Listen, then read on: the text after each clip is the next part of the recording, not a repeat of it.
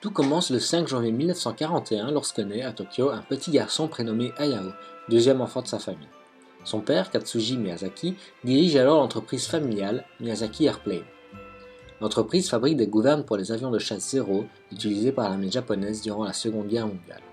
Hayao grandit donc entouré par des avions pour lesquels il développera rapidement une passion qui ne le quittera jamais. Quoiqu'entre nous, on peut carrément parler d'obsession en fait. En 1944, la famille Miyazaki s'agrandit avec la naissance d'un autre petit garçon, mais elle doit fuir Tokyo, alors bombardée par l'armée américaine. Les Miyazaki sont contraints de déménager souvent, forçant Hayao à changer 3 fois d'école en 6 ans.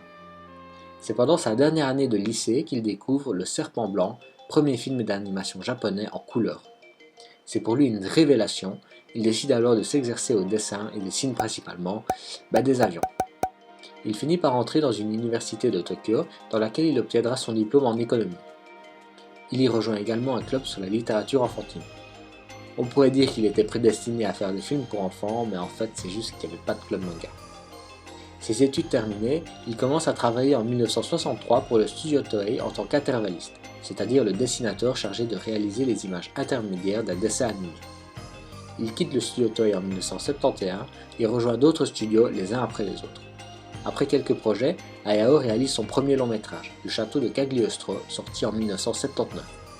Il connaît un certain succès au Japon, mais c'est en 1984 que son film adapté de sa propre bande dessinée, Nausicaa de la vallée du vent, fait l'unanimité.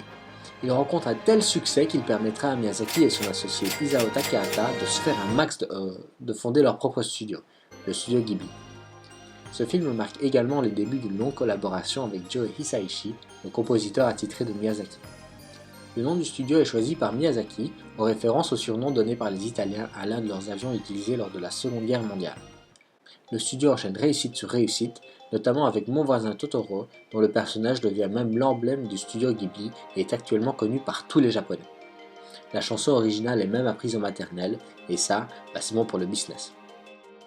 Jusqu'à la sortie de Princess Mononoke en 1995, Miyazaki est présent à toutes les étapes de la création de ce film et vérifie chaque dessin de chaque animateur. Il a alors 54 ans et la réalisation de ce dernier long métrage l'a épuisé.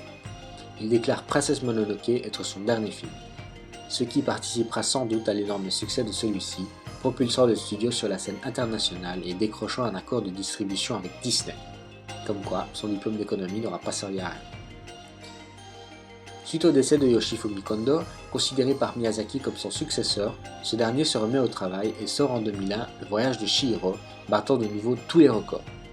Il sortira d'autres chefs-d'œuvre jusqu'en 2013, où il annonce de nouveau Le vent se lève comme étant son dernier long métrage. La plupart des films de Miyazaki abordent les mêmes thèmes, la pédagogie, l'éveil de l'enfance et la curiosité, les valeurs universelles et écologiques, mais aussi la guerre, et les avions. Le contexte dans lequel il a grandi a indéniablement influencé son œuvre. L'écologie est un thème particulièrement récurrent, la nature et la culture traditionnelle faisant souvent face à la culture moderne. Hayao Miyazaki est donc certainement l'une des figures les plus influentes du cinéma, souvent comparée à Walt Disney.